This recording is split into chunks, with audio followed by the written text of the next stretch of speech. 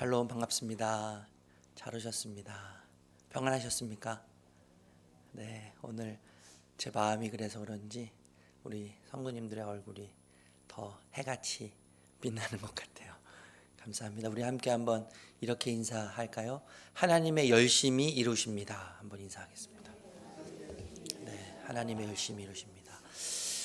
내가 하는 것 같지만, 그죠? 내 노력으로, 내 수고로 무언가 완성되고 우리의 삶이 펼쳐지는 것 같지만 결국엔 하나님의 열심히 하나님의 일을 우리를 통해서 완성해 가신다는 것을 느낍니다. 하나님의 열심히 이루십니다. 아멘. 우리 다 함께 일어나셔서 우리의 왕 되신 주님, 우리의 주인 되신 주님을 찬양하겠습니다.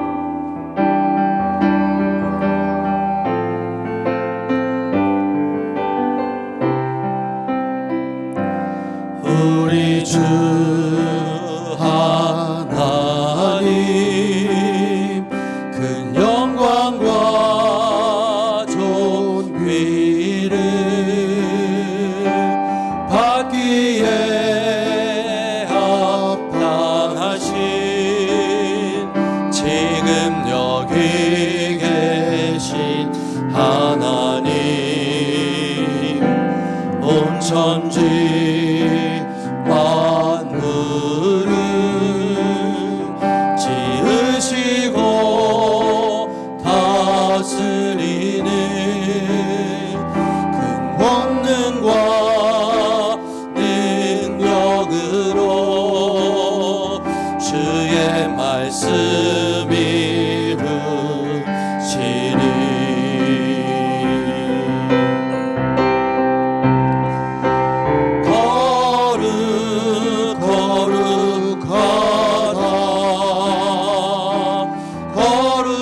거룩하다 주 하나님 곧 전능하시니여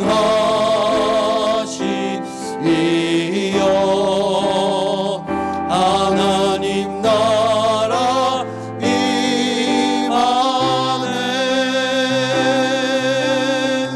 어제도 계셨고 오늘도 계시며 이제 곧 오실 우리 왕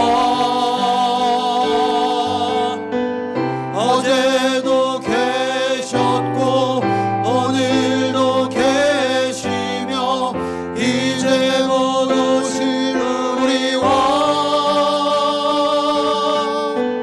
어제도 계셨고 오늘도 계시며 이제 곧 오실 우리 왕 어제도 계셨고 오늘도 계시며 이제 곧 오실 우리 왕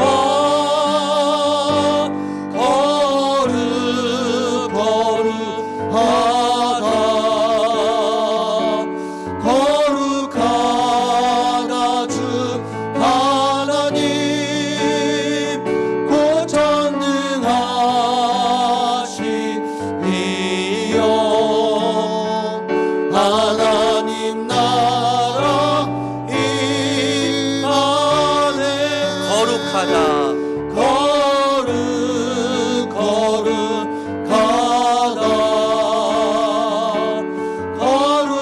거룩하다 주 하나님 곧 전능하시니여 하나님 나라 임하네 아멘. 주님, 거룩하신 주님, 우리의 결심과 결단, 의지만으로 살 수 없음을 깨닫습니다. 주님의 사랑은 이 세상 어떤 것보다 진하고 무겁습니다. 주님, 우리 삶 중심에 하나님의 열심이 그 완전한 사랑을 이루게 하여 주시옵소서. 주님의 사랑으로 우리를 새롭게 하시고 채워주시옵소서. 지난 한 주간의 삶을 돌아보며 참회 기도로 나아가도록 하겠습니다. 기도합니다. 주님, 아버지 하나님,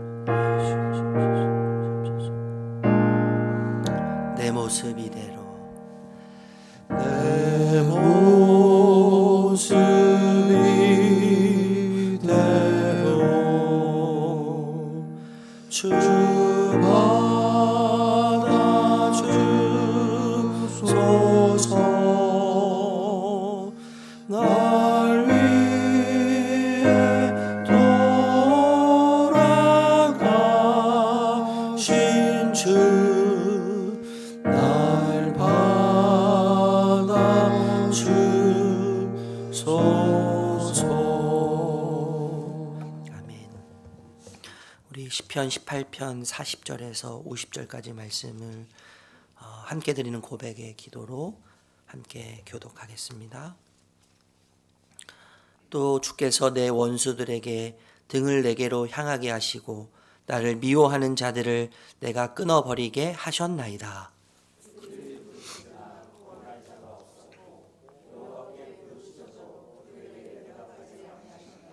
내가 그들을 바람 앞에 티끌같이 부서뜨리고 거리에 진흙같이 쏟아 버렸나이다.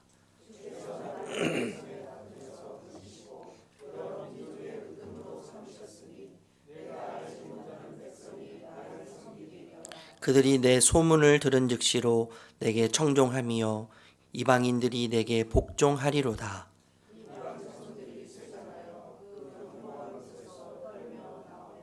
여호와는 살아계시니 나의 반석을 찬송하며 내 구원의 하나님을 높일지로다.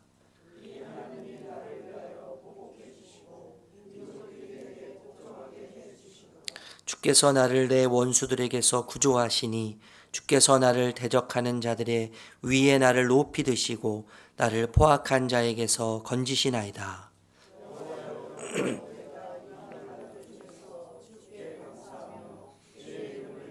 함께합니다. 여호와께서 그 왕에게 큰 구원을 주시며 기름 부음 받은 자에게 인자를 베푸시며 영원토록 다인과 그 후손에게로다. 아멘. 사도신경으로 우리 신앙을 고백하겠습니다. 전능하사 천지를 만드신 하나님 아버지를 내가 믿사오며 그 외아들 우리 주 예수 그리스도를 믿사오니 이는 성령으로 잉태하사 동정녀 마리아에게 나시고 본디오 빌라도에게 고난을 받으사 십자가에 못 박혀 죽으시고 장사한 지 사흘 만에 죽은 자 가운데에서 다시 살아나시며 하늘에 오르사 전능하신 하나님 우편에 앉아 계시다가 저리로서 산 자와 죽은 자를 심판하러 오시리라.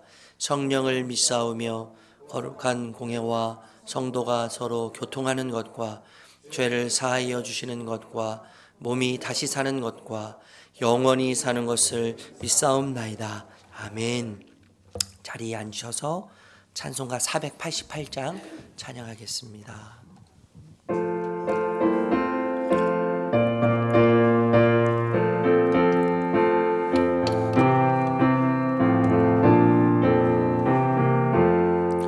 이 몸의 소망 무언가 우리 주 예수뿐일세. 우리 주 예수밖에는 믿으리야 주 없도다. 주 나의 반석이시니 그 위에 내가 서리라. 그 위에 내가 서리라.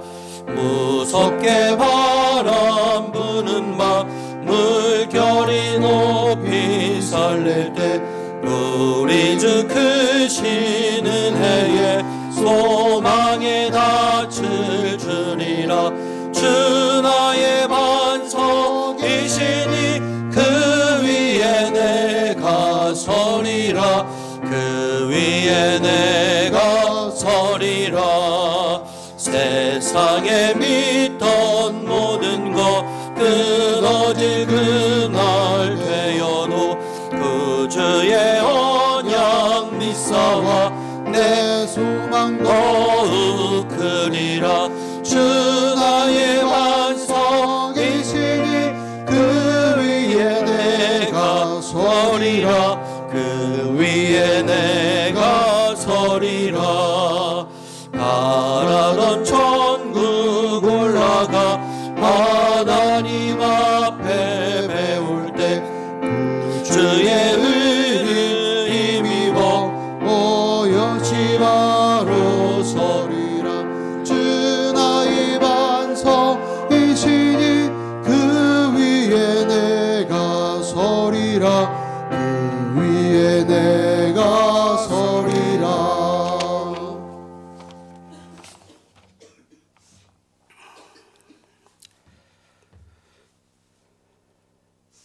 우리의 한숨을 은혜로 바꾸시는 참사랑의 하나님, 삶의 환경이 변할 것 같지 않는 그 시간에도 함께 하시고 끝까지 사랑하여 주시고 끝까지 사랑하라 하심을 감사드리고 행복합니다. 지금은 사순절 기간을 함께하고 있습니다.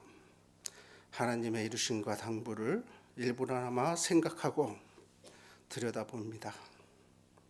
우리의 열심이 분주히 쌓고 다 얻었다 할지라도 믿지 못하고 사랑하지 못하면 그 주신 사랑을 잃으면 다 헛것이고 모래생임을 깨닫게 하시고 내가 없어도 된다. 근데 내가 너희를 사랑한다 하시는 하나님의 은혜가 사랑이 오늘 또 심박동을 빠르게 합니다. 믿음은 탐욕을 이룸이 아니고 하나님의 뜻을 삶을 통해 온전히 이루는 행함을 기뻐 받으신다 하심을 감사합니다.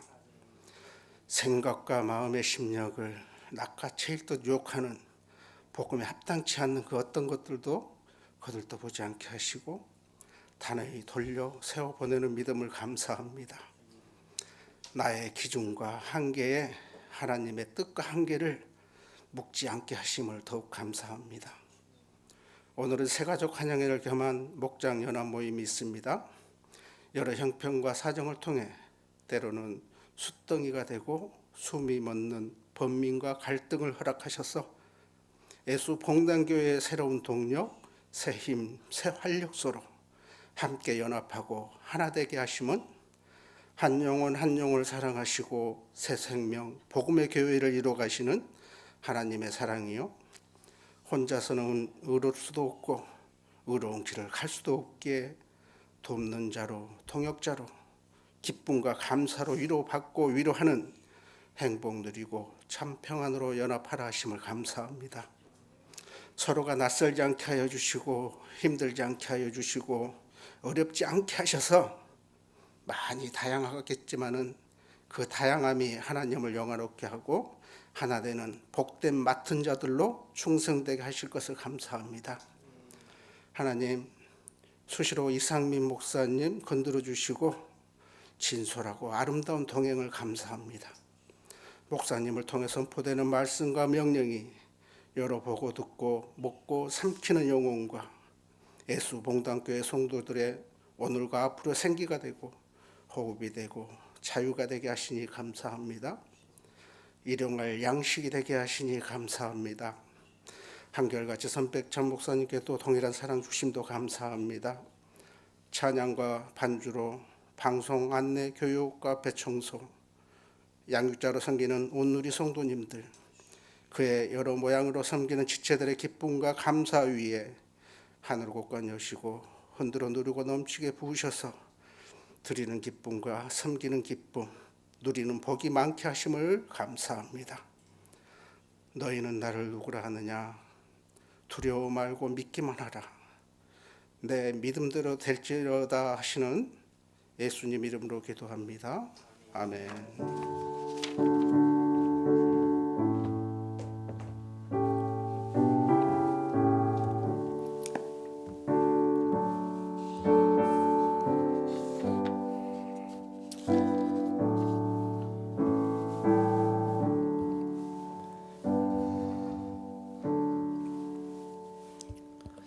우리 찬양하면서 봉헌하겠습니다.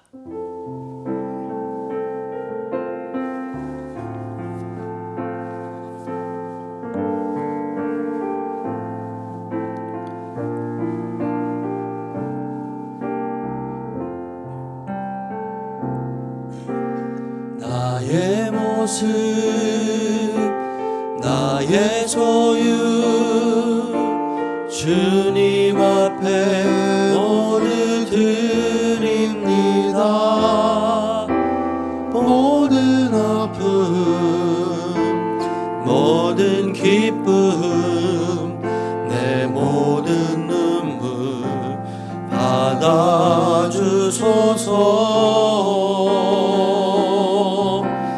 나의 생명을 드리니 주 영광 위하여 사용하옵소서. 내가 사는 날도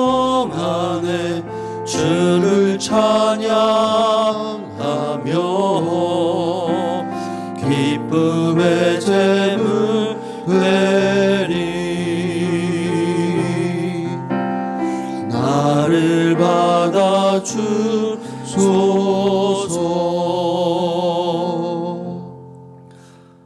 귀하신 주님 감사합니다. 지난 한 주간 계산할 수 없는 은혜와 사랑을 누리게 하심을 감사드립니다. 주님, 세상 가운데서 소망이 보이지 않고 희망이 보이지 않아도 하나님의 끝없는 은혜와 사랑으로 우리와 함께 하심을 믿습니다. 주님, 나의 연약함, 부족함, 또 내 모습 그대로 받으시는 주님이심을 알기에 이 시간 우리의 모든 것을 드립니다. 우리의 아픔도, 우리의 연약함도, 또 우리의 질병도 다 주님께 드립니다.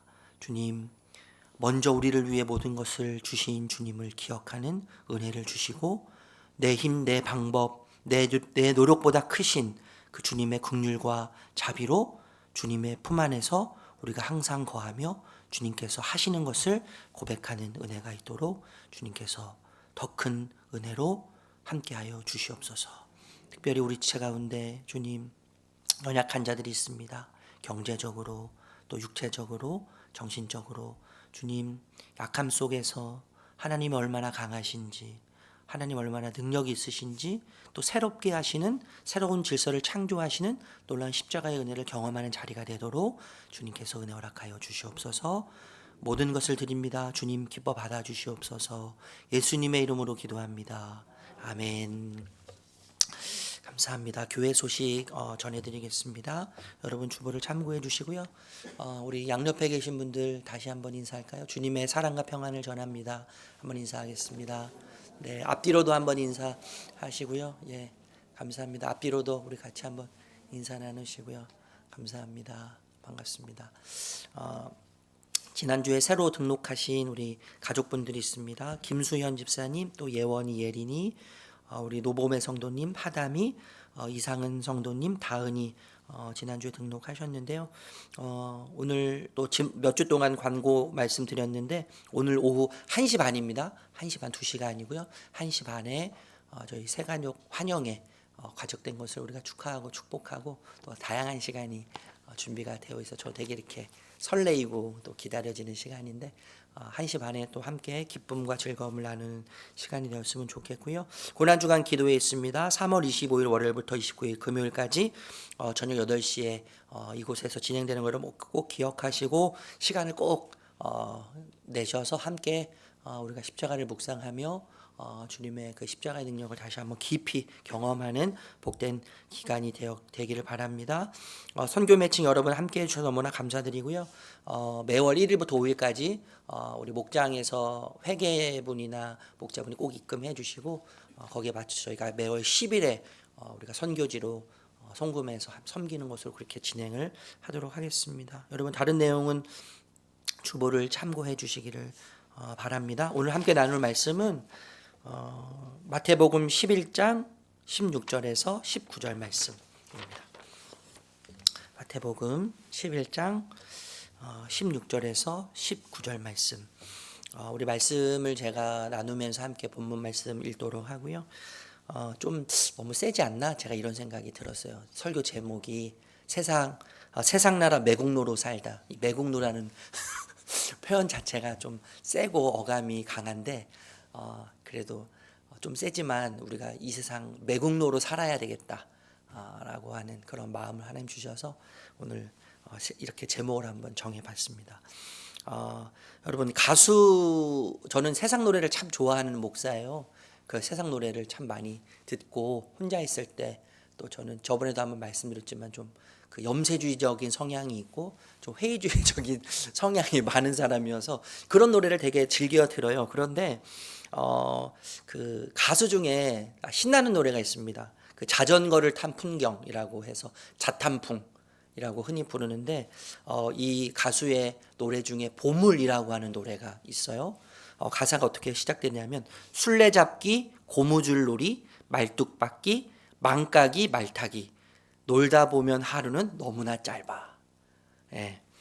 우리 어린 시절 여러분 생각나실 것 같아요. 우리 어린 시절에는 뭐 게임기나 컴퓨터 뭐 이런 것들이 없어서 우리가 했던 놀이들이 뭐 이런 놀이들이 아니었겠어요. 술래잡기, 고무줄. 저는 고무줄도 굉장히 잘해서 우리 여자친구들하고도 굉장히 잘 어울려서 놀았던 기억이 있습니다. 왜 이런 말씀을 드리냐 하면 예수님 시대에 흔히 볼 수 있는 어린이들의 놀이에 대해서 오늘 함께 좀 나누려고 해요. 예수님께서 비유를 하시는데 아이들이 장터에서 놀고 있는 아이들의 놀이에 대해서 비유를 하고 계세요. 우리 함께 읽어보도록 할까요? 마태복음 11장 16절 17절 말씀 같이 읽어보겠습니다. 시작. 이 세대를 무엇에 비유할까? 마치 아이들이 장터에 앉아서 다른 아이들에게 이렇게 말하는 것과 같다. 우리가 너희에게 피르를 불어도 너희는 춤을 추지 않았고 우리가 곡을 해도 너희는 울지 않았다. 여러분, 장터라는 것은 이제 헬라어로 아고라라고 하는데 우리 한국의 문화에서 옛 마을, 그러니까 옛날에 마을마다 장터가 있었잖아요. 장터? 그 마켓의 개념인데 그런 개념하고는 좀 다릅니다. 팔레스타인, 예수님이 사셨던 그 중동 지역에 마을마다 광장이 있었어요. 마을마다 광장이 있었는데 사람들이 자주 이 광장에 모여들었습니다. 광장에 자주 모여서 자유롭게 때로는 종교에 대해서 막 토론도 하고 철학에 대해서 강의도 하고 여러 다양한 주제로 토론을 했는데 때로는 재판도 하고 그리고 문화, 예술, 행사 뭐 이런 일들이 많이 이 광장에서 일어났다는 것이죠. 많은 사람들이 이렇게 모이다 보니까 자연스럽게 상거래가 있었습니다. 상거래가 있었고 부모님을 따라 나서는 아이들이 있었겠죠. 그 아이들이 부모님을 기다리면서 장터, 이 광장 한 곳에 옹기종기 모여서 놀이를 하기 시작했다는 거예요. 놀이를 하는데 예수님 시대의 아이들이 했던 대표적인 그 놀이 가운데 두 가지가 오늘 소개되고 있는 거예요. 그게 뭐냐면 장례식 놀이하고 결혼식 놀이입니다. 결혼식 놀이는 아이들이 이렇게 두 편으로 나눠져요. 아이들이 두 편으로 나눠지는데 한편에서는 즐거움을 표현하기 위해서 피리를 막 붑니다. 피리를 막 이렇게 불면 다른 편에서는 어떻게 해야 돼요? 흥겨워서 기쁨과 즐거움을 표현하기 위해서 막 춤을 추는 놀이에요. 이 장례식 놀이도 마찬가지예요. 장례식 놀이도 두 편으로 나눠집니다. 두 편으로 나눠져서 한 편은 막 통곡하면서 애곡을 해요. 슬픔을 표시하는 거죠. 그러면 반대편에서는 막 가슴을 치면서 슬픔에 동참하는 놀이가 이 장례식 놀이에요. 우리가 어렸을 때 했던 소꿉놀이 있잖아요. 소꿉놀이, 역할극, 아빠, 엄마, 뭐 자녀, 뭐 부모 이렇게 해서 역할을 서로 나눠서 했던 역할극 놀이와 같다고 비슷하다고 생각하시면 될 것 같은데 예수님께서 지금 이 비유를 하고 계시는 거죠. 이 비유를 하고 계시는데 예수님의 이 비유는 이 아이들의 놀이, 결혼식 놀이와 또 장례식 놀이 그 자체를 예수님께서 그 장면을 비유하시는 것이 아니라 놀이하던 아이들 중에 일부가 불만을 토로하는 장면을 비유하고 계시다는 거예요. 이해되시죠, 여러분? 놀이 자체를 비유하시기 위해서 말씀하시는 것이 아니라 그 놀이 가운데 아이들 중에 불만을 토로하는 그 아이를 비유하고 계시다는 거예요. 불만의 이유는 뭡니까, 여러분? 상대방이 해야 할 역할을 제대로 하지 않고 있기 때문에 지금 불만을 표현하고 표출하고 있다는 거예요. 결혼식 놀이를 하자는 아이들이 막 피리를 불면서 축제 분위기를 막 만들고 있습니다. 그런데 반대편의 아이들은 어떻게 해야 돼요? 춤을 추면서 동참해야 되죠. 그런데 아이들이 멀뚱멀뚱 가만히 있는 거예요. 결혼식 놀이를 하면서 막 피리를 불면서 상대편 아이들이 춤을 추면서 그 즐거움에 동참하고 함께 해야 되는데 무반응이죠. 무반. 어떤 반응도 보이지 않는 거예요. 그래서 놀이를 바꿉니다. 이 결혼식 놀이에서 이 반응 보이지 않는 친구들이 재미없어 하는 것 같으니까 결혼식 놀이에서 장례식 놀이로 놀이를 바꿔요. 그래서 이제 막 애곡을 합니다. 막 슬픔을 표현하면서 막 우는데 그런데 어때요? 여전히 이 아이들이 반응하지 않는 거예요. 가슴을 치면서 슬픔의 이 분위기에 동참하지 않습니다. 여러분, 놀이에 규칙이 있고 약속이 있는 거 아니에요? 그러니까 놀이도 약속을 지켜야 되고 이 규칙을 지켜야지 흥미가 있고 재미있는데 상대편에서요 그것을 깨고 어떤 반응, 제대로 된 반응을 지금 하지 않는 거예요. 이 장터에서 놀고 있는 아이들, 이 이야기는 무엇을 비유하기 위한 것입니까? 예수님께서 오늘 우리가 함께 읽었지만 16절 다시 한번 읽어보도록 할까요? 16절. 네, 같이 읽어보겠습니다. 시작. 이 세대를 무엇에 비할까? 여기까지요. 예수님께서 이 비유, 장터에서 놀고 있는, 역할극을 제대로 하지 않고 있는 반응이 전혀 없는 이 비유를 하시는 목적은 무엇을 비유하시기 위함이냐면 이 세대라는 거, 시대. 이 시대를 예수님께서 비유하고 계시다는 거예요. 여러분 2000년 전에 예수님의 시대, 그리고 2000년이 훌쩍 지난 21세기 현 시대, 그리고 예수님의 시대와 현재라고 하는 시대 사이의 과거 시대, 2000년 동안의 과거 시대. 여러분 시대적으로, 세대적으로, 문화적으로, 인정적으로 삶의 모양이요 다 제각기예요. 그렇죠? 다 달라요. 예, 우리 자녀들의 삶만 봐도 너무나 달라요. 우리 부모님 세대의 삶을 제 삶과 비교해도 너무나 다르죠. 틀린 것이 아니죠. 다른 것뿐이죠. 그런데 여러분 다르지만, 이렇게 모양이 다 다르지만 근본적으로는 사실 같은 거예요. 모든 인간의 뿌리, 근원은 같은 것입니다. 모든 시대의 공동적인 특징을 저는 생각한다고 하면, 이야기하라고 하면, 모든 고통과 힘겨움의 뿌리, 우리 인간의 모든 삶의 뿌리는 단절이라고 생각해요. 단절이에요. 왜냐하면 이 세상의 역사가 단절로부터 시작됐기 때문에 그래요. 이 세상의 역사는요 단절로부터 시작됐어요. 하나님과 하와와 아담의 단절, 이 단절이 세상의 역사의 출발이에요. 우리 모두는 이 단절로부터 시작됐어요. 하나님 없음, 하나님과의 단절로부터 시작됐기 때문에 단절의 부정적인 열매가 우리 삶에 끊임없이 맺혀지는 겁니다. 여러분 요즘에요 그 수많은 신조들이 탄생하지 않습니까? 수많은 신조들. 40대 50대 이상을 구조 세대라고 해요. 그렇게 얘기한다는 거예요. 구조 세대. 여기는 구조 세대와 신조 세대가 이렇게 나눠져 있는데, 요즘에 우리 아이들이 많이 사용하는, 젊은 세대들이 많이 사용하는 단어들 있잖아요. 어쩔 TV 뭐 이런 거 있잖아요. 무슨 뜻인 줄 아세요? 어쩔 TV. 예? 어쩌라고 TV나 봐. 상관하지 말라는 거예요. 예. 뭐 낄낄 빠빠. 낄 때 끼고 빠질 때 빠져. 낄낄 빠빠. 뭐 이런 얘기도 있어요. 마상. 막 얘기하다가 마상이야. 마상이 마음의 상처를 입었다는 거예요. 마음의 상처. 일치월장, 이 다른 뜻인데, 일요일에 치하면 월요일엔 장난이 아니다, 뭐 이런 뜻이라는 거죠. 요즘 시대의 부부를 이 신세대들이, 이 MZ세대들이 뭐라고 이야기하는, 펭귄 부부라는 거예요. 펭귄 부부. 식생활, 여가, 외식, 뭐 모든 생활 방식을 어린 자녀에게 맞춘다는 거죠. 모든 것을 다 어린 자녀에게 맞춰서 펭귄 부부라고 해요. 펭귄 부부. 재밌는 표현이 또 하나 소개해드리면, 되지런하다. 이게 무슨 뜻이냐면요, 빨라져요. 게으른데 먹을 것만 딱 나타나면 부지런해지는 거예요. 막 행동이 엄청 빨라져요.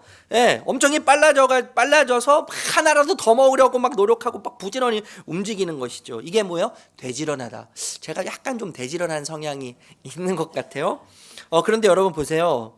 하나라도 이해하지 못하면, 제가 지금 드린 말씀 이 신조 중에서 하나라도 이해하지 못했다면 당신은 구조 세대세요. 그런 분이 있다면 구조어 세대라는 거. 저는 완전히 진짜 구조 세대예요.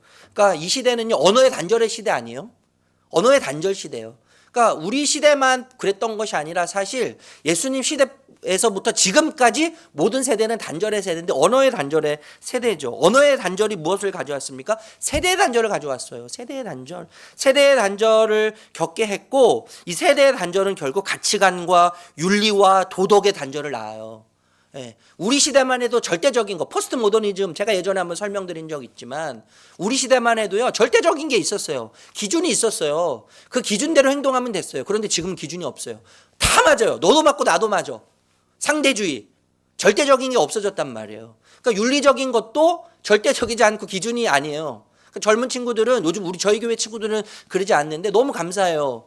인사를 너무나 잘하죠. 어른들 보면 공경하는 마음, 이게 공경이라고, 물론 요즘 세대는 그렇게 얘기 안 할 수 있겠죠. 꼭 인사하는 것이 공경이냐라고 이야기할 수 있겠어요. 있을 것 같아요. 물을 수 있을 것 같아요. 근데 우리 시대는 그게 절대적이었잖아요. 예, 그게 윤리였고 도덕이었어요. 근데 지금은 그 윤리와 도덕이 기준이 아니에요.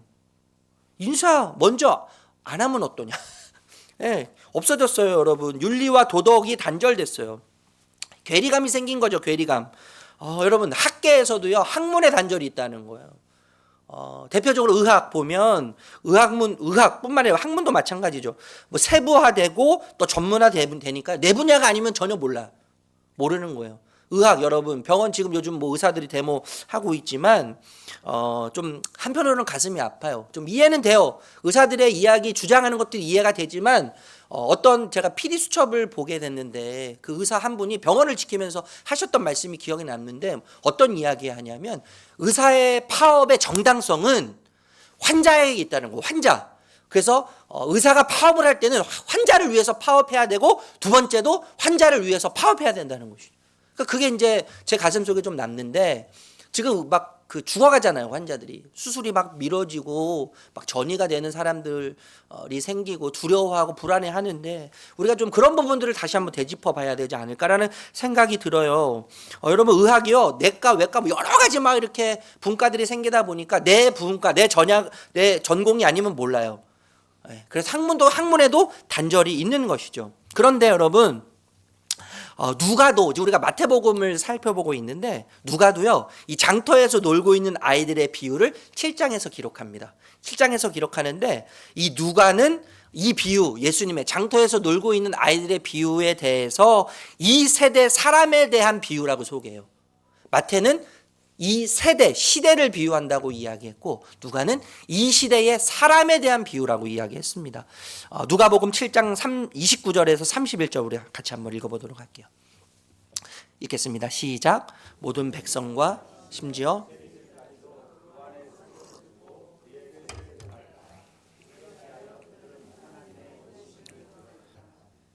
그러나 바리새파 사람들과 율법학자들은 요한에게서 세례를 받지 않음으로써 자기들에 대한 하나님의 계획을 물리쳤다.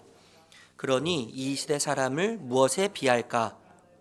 그들은 무엇과 같은가? 네. 이 시대의 사람은 누구인가? 여러분 누구라고 이야기할 수 있겠습니까? 바리새인들이고 그리고 서기관들 율법학자들이라고 누가가 이제 이야기하는 거예요.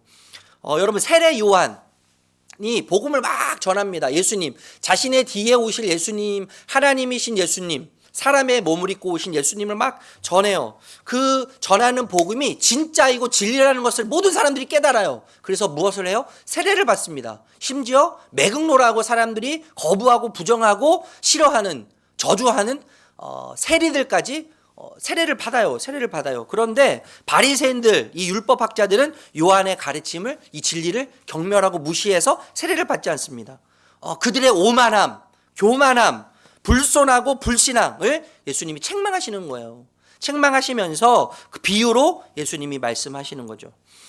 그러니까 여러분 이 마태 이야기, 누가 이야기를 종합하면 장터에서 노는 아이들의 비유는 첫 번째 시대, 이 시대를 비유하는 것이고 두 번째는 뭡니까? 이 시대의 사람들. 물론 여러분 바리새인들과 율법 교사들을 서기관들을 책망하는 것이지만 이 시대에 속한 이 시대를 살고 있는 모든 사람들에 대해서 질책하고 책망하는 비유라고 우리가 이해할 수 있다는 거예요. 여러분 바리새인이라는 뜻이 분리주의자라는 뜻이에요. 분리주의자. 분리된 사람들 이런 뜻이에요. 율법과 또 종교적인 어떤 순수함을 강조했습니다. 처음에는요. 너무 건전한 것이죠. 옳은 것이죠. 그래서 전통과 법을 만들었어요. 전통과 법을 만들고 전통과 법을 엄격하게 지켰습니다. 거룩함과 순수함을 유지하는 데 힘썼고 개인 경건뿐만 아니라 공동체, 사회의 이 대중의 경건을 위해서 힘썼어요. 그래서 막 교육했습니다. 가르쳤어요. 율법을 배우도록 하고 그 배운 율법을 지키도록 계속 강조했어요. 그러면서 여러분 다양한 의식이 생겨났죠. 다양한 의식과 관행이 만들어지면서 그걸 지켰는데 점점점 시간이 지나면 지날수록 어떻게 됐을까요? 종교적 관행으로 굳어지기 시작했어요. 종교적 관행이 됐어요. 관습이 되고 전통이 됐어요. 여러분 오늘날 그 안식일을 지키기 위해서 그 하나하나 다 조항을 만들었잖아요. 이스라엘 사람 유대인들이요. 조항을 만들었는데 어떤 자료를 보니까 참 재미있는 표현이 있어요. 이 안식일을 거룩히 지키기 위해서 금요일 저녁 해지는 시간부터 그 다음날 토요일 해지는 시간까지 어떻게 하냐면 안식일을 거룩히 지키기 위해서 법을 만들었는데 엘리베이터 버튼을 누르면 안 된다는 거예요. 엘리베이터 버튼을 누르면 안식일을 범하는 거예요.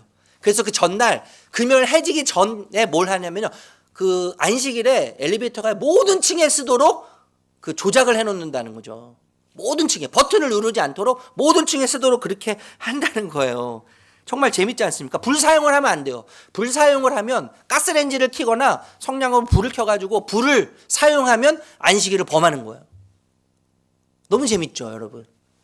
그래서 그 전날 안식일 전날에 음식 불을 사용하지 않아도 먹을 수 있는 음식을 미리 준비해 놓는다는 것이죠.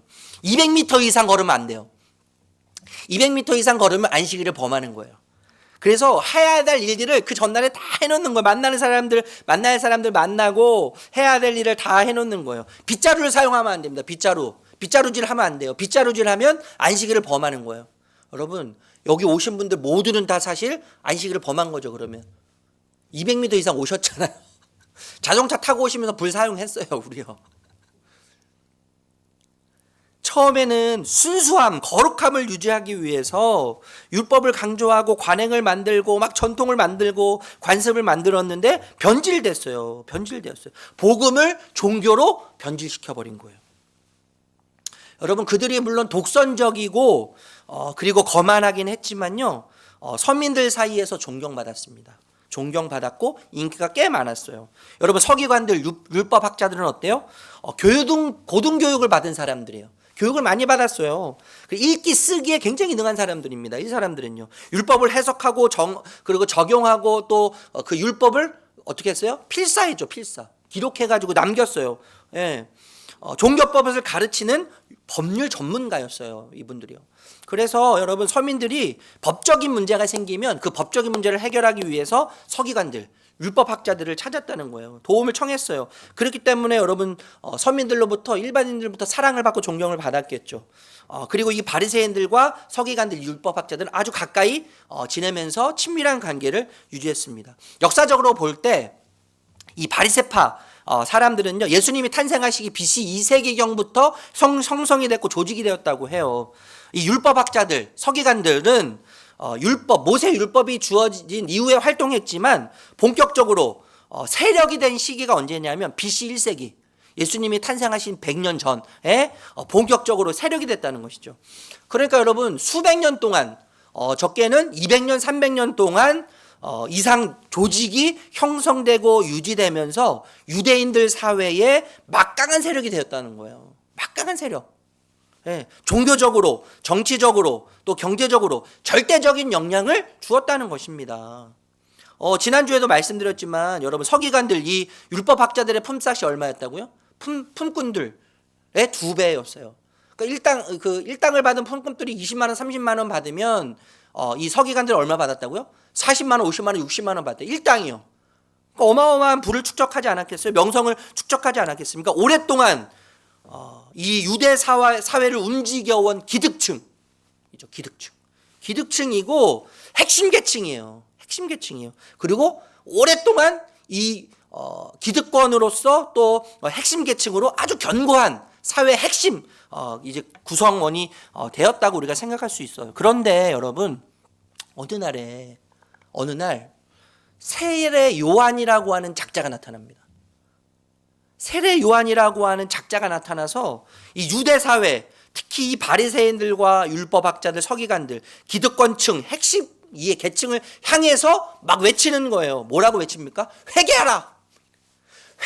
하나님 나라가 가까웠다. 막 이렇게 소리치는 거죠. 그러니까 반사회적 운동을 막 펼치는 거예요. 반사회적 운동을 막 펼치면서 회개해라, 천국이 가깝다, 비난하고 욕하기 시작해요.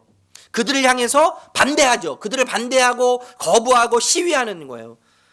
그러면서 여러분, 세례 요한이요, 성에서 살지 않고 어디 살아요? 광야에서 살죠. 광야에서 살았기 때문에 낙태 털옷을 입고요, 허리에 가죽띠를 띠고 광야에서만 먹을 수 있는 뭘 먹어요? 메뚜기와 석청을 먹는 것이죠. 석청을 먹으면서 이 세상의 질서를 거부하는 거예요. 일반적이지 않죠. 그러니까 사람들이 미쳤다고 이야기하면서 귀신 들렸다고 이야기하는 거예요. 18절 말씀 읽어볼게요. 18절 말씀 시작. 그러니까 사람들이 말하기를 그는 귀신이 들렸다 하고, 귀신이 들렸다고 이야기하는 거예요. 여러분, 그뿐입니까? 예수라는 작자가 나타났어요. 세례 요한의 이야기대로 그들의 입장에서 보면 예수라고 하는 작자가 나타났어요. 예수라는 작자가 나타나서 유대인들 이 적대시 여겼고 상대하지 않았던 세리들, 죄인들하고 먹고 마십니다. 19절 말씀 읽어볼게요. 19절 시작. 인자는 와서 먹기도 하고 마시니 그들이 말하기를 보아라, 저 사람은 마구 먹어대는 자요 포도주를 마시는 자요 세리와 죄인의 친구다 한다. 그러나 지혜는 그 한 일로 옳다는 것이 입증되었다. 예수님께서 이 유대인 사회의 그 기득권층, 핵심층 그들을 막 비난하고 저주할 뿐만 아니라 그들이 거부하고 그리고 유대 사회에서 거부하는 이 세리 또 죄인들과 함께 막 식사를 나누면서 음료수를 먹이면서 교제를 하고 있단 말이에요. 저주를 막 퍼붓는데 예수님이 또 뭐라고 하십니까? 이 회칠한 무덤아, 뭐 이렇게 얘기하시죠. 회칠한 무덤아, 이 독사의 새끼들아, 독사의 자식들아, 막 저주를 부어 대는 거예요. 여러분, 세례 요한이라고 하는 작자, 예수님이라고 하는 작자, 그들의 입장에서입니다. 여러분, 제가 그렇게 표현하는 거 아닙니다. 여러분, 그들의 입장이에요. 이 예수라고 하는 작자와 세례 요한이라고 하는 이 작자들이 나타나서 몇백 년 동안 쌓아온 그들만의 견고한 성이죠, 성. 그 누구도 침몰시키지 못할 것 같은 성.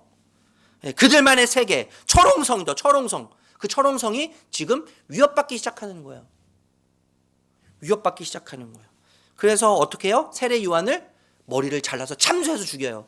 그리고 예수를 어떻게 해요? 십자가에 못 박아서 죽이는 거 아니겠습니까? 여러분, 당시에 우리가 잘 알고 있지만 이스라엘은 로마의 식민 지배를 받았지 않습니까? 로마의 통치를 받았어요. 유대인 중에 대표적인 매국노 누구예요? 세리죠, 세리. 자국민들의 그 세금을 받아서 거기서 일부 자신이 편취를 하고 나머지를 로마 정부로 보내는, 세금을 중간에 걷어서 떼고 살고 로마 정부에 걷어들여서 상납하는, 동족을 등쳐먹는 인간이죠. 동족을 등쳐먹는 인간 세리. 매국노예요, 매국노. 그 당시요. 적국인 로마에 상납하고 바치는 자 아닙니까? 조금 과장돼서 말한다면 민족적 정체성 그리고 근원을 거부하는 것이죠, 사실. 좀 과장돼서 말하면 그렇게 이야기할 수 있어요. 여러분, 제가 왜 이 말씀을 드리냐면, 여러분, 세상에는요 두 나라가 존재해요. 두 나라. 이 땅에 속한 나라와 질서가 존재하고, 하늘에 속한 하늘의 나라와 하늘에 속한 하늘의 질서가 존재하는 거예요. 이 세상에 딱 두 나라와 두 질서가 존재해요. 여러분, 서기관들, 바리새인들, 이 율법학자들, 여러분, 누구보다 하나님 나라의 질서와 법을 연구해서 아는 자들 아닙니까? 누구보다 더 잘 아는 자들이에요. 그렇기 때문에 누구보다 그 질서, 하늘의 질서와 하나님 나라의 법을 따라서 잘 살아야 하는 자들이에요. 그런데 어때요? 자신들의 기득권을 사리사욕으로 인해서 지키기 위해, 자신의 기득권 지키기 위해서, 자신의 사리사욕으로 인해서 마음이 어두워져서 어떻게 합니까? 지금 복음을 율법으로 변질시켜서 자신의 배를 지금 채우고 있는 거 아니겠어요? 인기, 명성, 명예, 힘을, 이것들을 상실할까 봐 두려워요. 그래서 세례 요한을 죽이고 예수님을 죽이는 거예요. 땅의 질서를 사랑하고 쫓는 추악한 자들이죠. 하늘의 질서와 하늘의 나라를 거부하고 이 땅의 질서를 사랑하고 이 땅의 질서를 추구하는 추악한 자들이에요. 여러분, 매국노라는 말 있지 않습니까? 매국노. 제가 좀 전에도 말씀드렸지만 매국노. 사리사욕 때문에 나라를 팔아먹은 파렴치한 인간을 일컫는 말 아니에요? 매국노? 여러분, 하나님 나라의 관점에서 보면 바리새인들, 이 율법 학자들은 매국노죠. 매국노예요. 하나님의 관점에서 보면 이 자들은 매국노예요. 하나님의 나라와 그 질서와 법을 사랑하고 추구하지 않고 이 땅의 법, 이 땅의 나라의 질서를 사랑하고 추구하는 매국노들. 그래서 예수님께서 이 바리새인들, 율법 학자들을 향해서 뭐라고 말씀하십니까? 불법을 행하는 자들아, 이렇게 얘기하시죠. 불법을 행하는 자들아. 하늘 나라의 법을 어기는 범법자들이라고 말씀하시는 거예요. 하나님 나라의 법이 아닌 적국의 법. 이 세상은요, 여러분, 적국이잖아요. 적국. 우리는 하늘 시민권, 하늘나라에 속한 자로, 이 세상은요 적국이에요. 적국.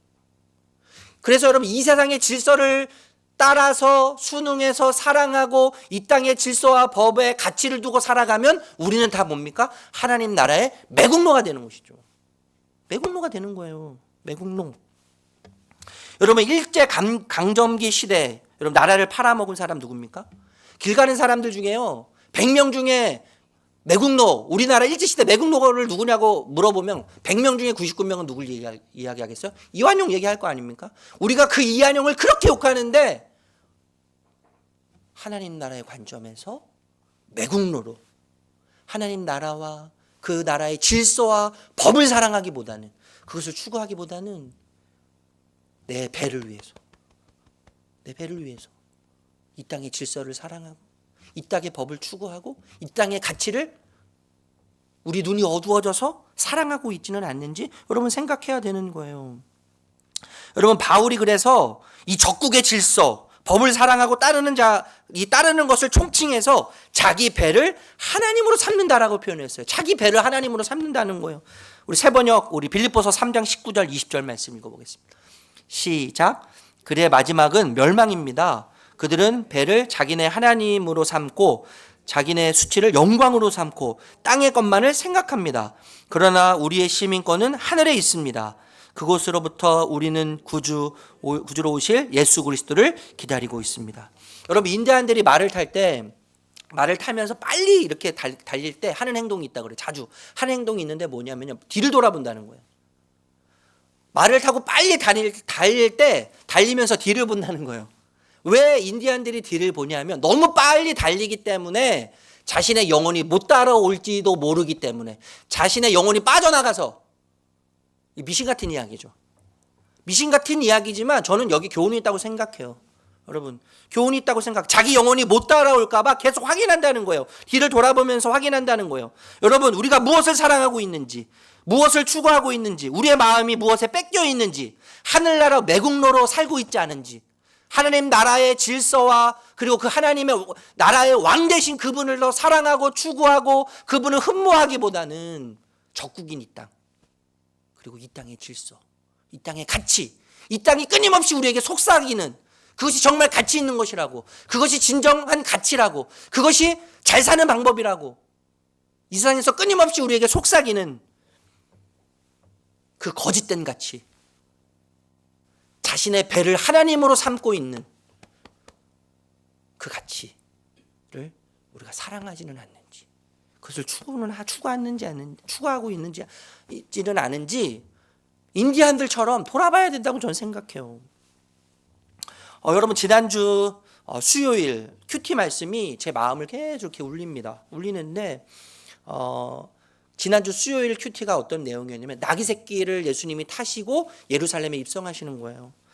예수님께서 이 나귀를 타시고 예루살렘에 입성하시기 전에 제자들에게 마을로 들어가서 나귀 새끼를 한 마리 데려오라고 말씀하세요.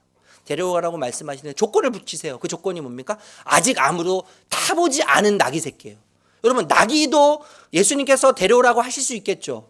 나귀 그동안에 많은 사람을 태워봤던 나귀 경험 있는 나귀 많은 오르막길을 올리고 사람들을 태워 올리면서 근육이 단단해지고 굳어져서 능숙한 사람을 태우는 일에 능숙한 나귀를 예수님께서 데려오라고 가져오라고 하실 수도 있으셨지만 그런데 예수님은 그 나귀를 선택하지 않으세요. 나귀 새끼를 선택하세요. 나귀 새끼를 선택하시는데 그 나귀 새끼는 어떤 새끼예요?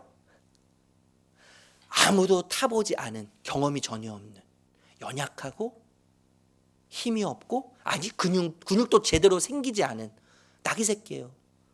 빌빌거리는 연약한 보잘것없는 나귀 새끼를 예수님이 데리고 오라고 말씀하세요.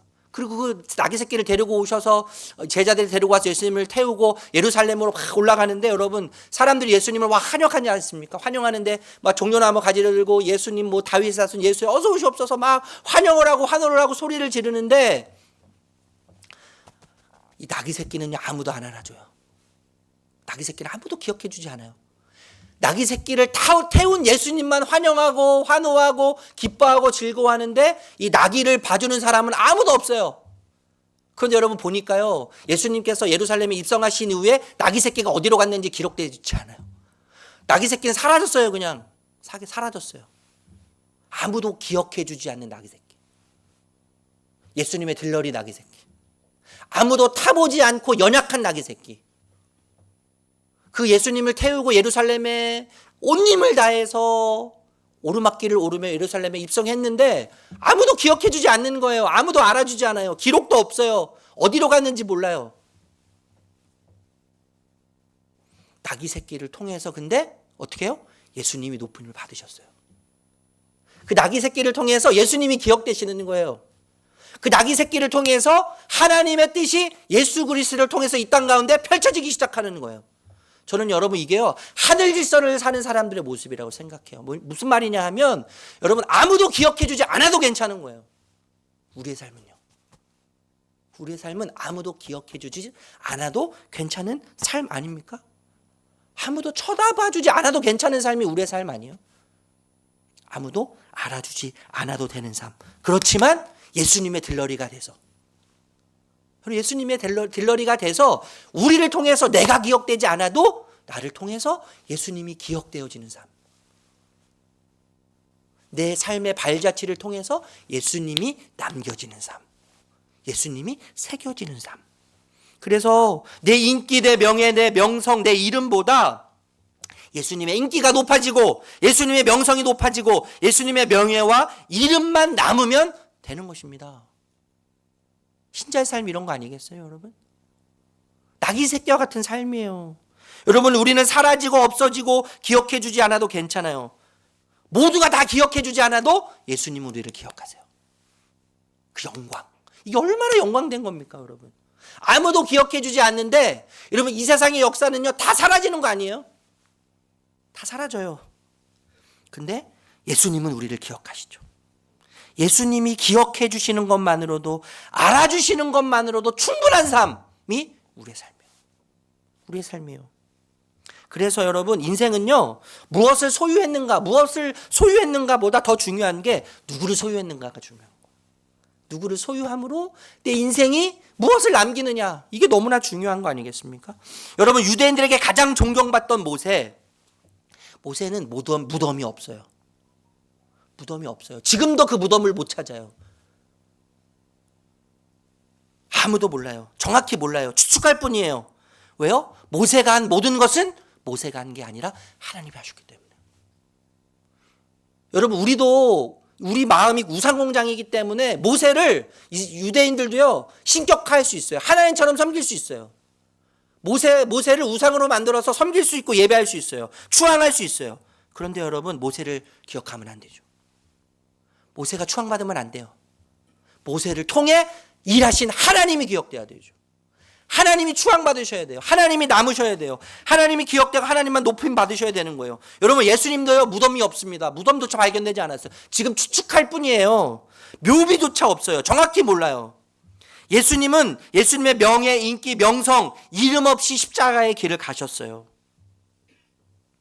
그런데 여러분, 우리가 어떻게 내 이름을 남기기 위해서 예수님을 따른다고 하는데 하늘의 질서, 하늘나라의 질서를 따라 살겠다고 우리가 결심하고 결단했는데 어떻게 내 이름을 위해서, 내 명예와 인기를 위해서 그것을 남기려고 애쓰면 되겠습니까? 여러분, 예수님만 남으면 되는 거예요. 우리 삶을 통해서요. 예수님이 새겨지면 되는 거 아닙니까? 여러분, 제가 요즘에요 예언의 능력이 생겼어요. 예언의 능력이 제가 지금 예언을 하려고 해요. 예언을 하려고 하는데 놀라지 마세요, 여러분. 100년 안에 여기 계신 모든 분들 다 죽습니다. 제가 어렸을 때 들었던 어떤 목사님의 예언이에요. 그게 이렇게 생각났는데, 여러분, 마지막 숨을 거둘 때 우리 인생에서 여러분 정말 무엇이 기억되고 무엇이 남겨지고 무엇이 새겨지기를 원하십니까? 여러분, 우리가 이거 정말 싸워야 돼요. 싸워야 돼요. 여러분, 이 개역개정 성경, 저는 이거 볼 때마다 답답한데, 물론 여러분 지금 예전에 비해서 좀 쉬워졌지만 아직도 어려워요. 너무 어려워. 성경을 보려면 초신자들 볼 때 성경 읽혀지잖아요. 찬송가도 참 여러 가지 막 이렇게 넣는데, 물론 여러 가지 목적이 있지만 여기 본인들의 이름이 들어가는 거예요. 여기에요. 새로 개혁해가지고 자신들의 이름을 남기는 거예요. 그게 뭐 그렇게 중요합니까? 여러분, 예수님이면 충분한 거 아닙니까? 예수님이 나를 기억해 주시는 것만으로도 영광이에요. 그 자체로도 무한한 영광입니다. 그리고 예수님이 기억해 주시는 것만으로 우리는 우리의 삶은 성공이라고 감히 이야기할 수 있는 거 아니겠습니까? 우리 삶의 성공이에요. 그런데 여러분, 이 비유는 하늘나라의 매국노에 대한 비판과 책망을 넘어서 깨닫게 하는 진리가 있습니다. 중요한 진리가 있는데 제가 지금 말씀드린 이것을 여러분 놓쳐서는 안 돼요. 여러분, 세례 요한을 참수했지 않습니까? 세상이 세례 요한을 참수했어요. 예수님을 십자가에 못 박아 죽었어요. 그리고 가뒀어요. 짓밟아 버렸어요. 그런데 여러분, 하나님의 뜻, 하나님의 하시는 일은 가둘 수 없습니다. 이것을 우리가 기억해야 돼요. 사람은 죽이고 예수를 죽이고 세례 요한을 죽였지만 가뒀지만 하나님의 나라와 하나님의 뜻, 하나님의 질서, 하나님의 법은 무너지지 않습니다. 움켜들지 않아요. 어떤 세력이 방해하든 도전을 하든 관계없어요. 하나님의 나라와 질서는, 그분이 하시는 일은 시간이 오래 걸리더라도 더디더라도 결국엔 열매를 맺을 것입니다. 우리가 이걸 기억해야 돼요. 하나님은 실패하지 않으세요. 실수하지도 않으세요. 결코 약하지 않으세요. 하나님 그 어떤 것보다 강하세요. 여러분, 그 구체적인 증거가 뭡니까? 하나님의 나라가 무너지지 않고 하나님의 나라와 질서를 방해할 수 없다는 것, 구체적인 증거가 뭐예요? 십자가 아니에요. 십자가. 여러분, 십자가. 여러분, 십자가는요, 세상 사람들이 볼 때 세상의 질서 법에 의하면 지혜를 추구하는, 지식을 추구하는 사람들에 의하면 무능하고 미련하고 어리석은 거예요. 그런데 어때요, 여러분? 십자가는 인류를 재창조하고 새롭게 하는 하나님의 능력이고 하나님의 지혜 아닙니까? 어둠을 빛으로 바꾸시고 죽음을 생명으로 바꾸시고 단절을 소통으로, 미움을 사랑으로, 모든 어둠의 건세를 무너뜨리시고 파하시고 모든 것을 재창조하시는 재창조의 능력이 십자가 안에 있는 거 아니에요. 십자가 안에 있는 거예요. 그래서 여러분, 중요한 게 뭐냐면 십자가를 붙잡고 있는 거예요. 그냥 붙잡고 있는 거예요. 그리고 다른 거 다 안 하셔도 괜찮아요. 그냥 예수님 곁에만 계십시오. 예수님 곁에만 계세요. 넘어져도 괜찮아요. 쓰러지든 주저앉든 실패하든 또 그 똑같은 죄를 짓든 수치스럽든 자괴감이 들고 죄책감이 들고 살 용기가 나지 않고 움츠러들어서 다른 사람들의 눈치를 보게 되는 현실 속에 우리가 있다고 할지라도 십자가 옆에서 버텨야 되는 거예요. 그냥 버티는 거예요. 십자가 붙잡고 예수 바라보고 그 옆에서 버티면 모든 것을 새롭게 하는 십자가의 창조의 능력이 우리에게 새벽을 줘요. 새벽. 우리에게 새벽을 오게 합니다. 새 날을 허락해요. 새 날이 와요. 새 날이 오는 거예요. 이 이야기만 하고 말씀을 마치겠는데, 여러분, 되게 유치하지만 참 생각할 거리가 있다고 저는 마음이 들어서 방패연 있지 않습니까? 방패연이요, 하루를 생각했어요. 방패연이 높이 하늘을 나는데 생각하는 거예요. 저 실만 없으면, 나를 묶고 있는 저 실만 없으면 내가 더 높이 하늘을 날 수 있을 것 같은데, 저 멀리, 그리고 더 멀리, 더 높이 하늘을 날 수 있을 것 같은데, 이 실이 좀 한탄스럽고 자기를 묶는 것 같고 자기를 제한하는 것 같은 거예요. 그래서 여러분, 이 실이, 그 방패연이 결심을 합니다. 어떤 결심을 했을까요? 실을 끊기로 결심해요. 실을 딱 끊으니까 처음에는요, 막 바람이 불어서 하늘 높이 더 멀리 날아갈 것 같은데, 날아갈 것 같은 거예요. 막 나는데, 그런데 어떻게 돼요? 점점 시간이 지날수록 힘을 잃고 하늘에서 점점 떨어지기 시작하는 거예요. 그리고 땅바닥으로 곤두박질 쳤어요. 그리고 깨달아요. 야, 실 때문에 내가 높이 날았구나. 이걸 깨닫는 거예요. 내가 실 때문에 높이 날았구나. 내가 실 때문에 멀리 날 수 있었구나. 여러분, 실에 묶여있는 게 방패연에겐 자유예요. 실에 묶여있는 게 방패연에게는 능력이고 힘이에요. 여러분, 우리가 하나님께 속해 있으면 하나님이 나를 구속하는 것 같고 하나님이 나에게 자유를 안 주시는 것 같지만, 여러분, 예수께만 붙어 있으면 되는 거예요. 어떤 일이 있어도 예수님께만 붙어 있으면 돼요. 예수님께 붙어 있는 게 능력입니다. 예수님께 붙어 있는 게, 붙잡고 있는 거, 버티는 게, 그 예수님 옆에서 여러분 신음소리를 내면서 그냥 버티는 거예요. 버티는 거예요. 그러면 새 날이 오는 거예요. 새벽에 오는 겁니다. 말씀을 이제 마치겠습니다. 여러분 지난주에도 나눴지만 넉넉함으로 충만한 하나님 나라, 풍성함, 그리고 온전함, 완전함으로 가득한 하나님 나라. 여러분 그 하나님 나라로, 그 질서 안으로 저와 여러분을 초대하셨어요. 부르셨어요. 우리는 그리고 이미 그 나라 안에 살고 있습니다. 그리고 그 예수님이 내 안에 계시고 내가 예수님 안에 거하면서 그 나라 안에 살게 하세요.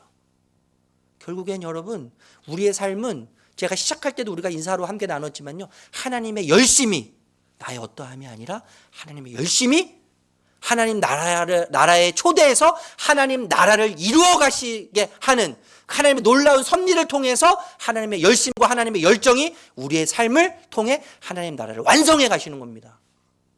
우리의 삶이 어떻게 보이든 상관없어요. 우리가 많이 배웠든 적게 배웠든, 우리가 가지고 있는 것이 많든 적든, 우리의 삶이 누군가 보기에 찌질해 보이든 전혀 상관없어요. 하나님의 열심이, 하나님의 나라로 우리를 초대하시고 하나님의 질서를 초대하셔서 그 나라를 살게 하시고 하나님의 열심과 열정이 하나님의 나라를 우리 삶 가운데 완성해 가십니다. 그 아름다운 길을, 그 하나님 나라의 길을 하나님의 열심을 통해서 주님과 함께 손잡고 이번 한 주 이루어 가시는, 주님 옆에 딱 붙어서 그 하나님 나라를 깊이 경험하시는 우리 복된 우리 성도님들 모두가 그 자리에 서시기를 예수님의 이름으로 축복합니다. 우리 시간에 복음 고백하겠습니다. 같이 고백합니다. 제가 하는 어떤 행위도 하나님이 저를 더 사랑하시거나 덜 사랑하시도록 할 수 없습니다. 주님의 인재와 인정만이 저의 영원한 자유와 만족을 위해 필요한 것임을 잊지 않게 하옵소서. 주님이 제게 어떻게 행하셨는지를 기억하여 저도 다른 이들을 대하게 하옵소서. 주님의 십자가에서 무한한 긍휼과 자비를, 주님의 부활에서 영원한 능력과 권세를 신뢰함으로 오늘을 살게 하옵소서. 아멘. 우리 다 함께 일어나셔서 나를 통하여 우리가 밟는 모든 땅에서 아버지의 영광이 선포되고 아버지의 나라가 우리의 현실이 되기를 원합니다. 아버지의 나라가 우리의 현실이 되는 것을 선포하면서 한 주간을 살겠습니다. 우리가 말씀을 기억하면서 함께 찬양으로 주님께 나아가겠습니다. 지금 서 있는 이곳에서 높임을 받으소서. 내가 밥 주님의 땅입니다. 주님의 땅이니 하늘이 주의 이름 높이 올리며 넓은 바다가 주를 노래해. 모든 만물 주를 경배해. 모든 입술 주를 찬양해. 전진을 만드신 만물의 통치자 높임을 받으소서. 내 평생에 주의 이름 높이며 어느 곳에서든지 주님을 예배하리라. 내가 밟는 모든 땅 아버지의 영광이 선포되어야 하리. 찬양하며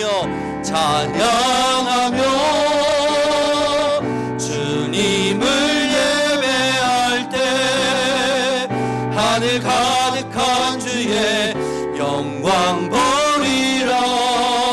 나를 통하여 나의 입술을 휘하여 주의 이름 높임을. 우리 두 손 높이 들고 내 평생에 주의 이름만 높이겠습니다. 어디서든지 주님만을 예배하겠습니다. 어느 곳에서든지 주님을 예배하리라. 내가 밟는 모든 땅 아버지의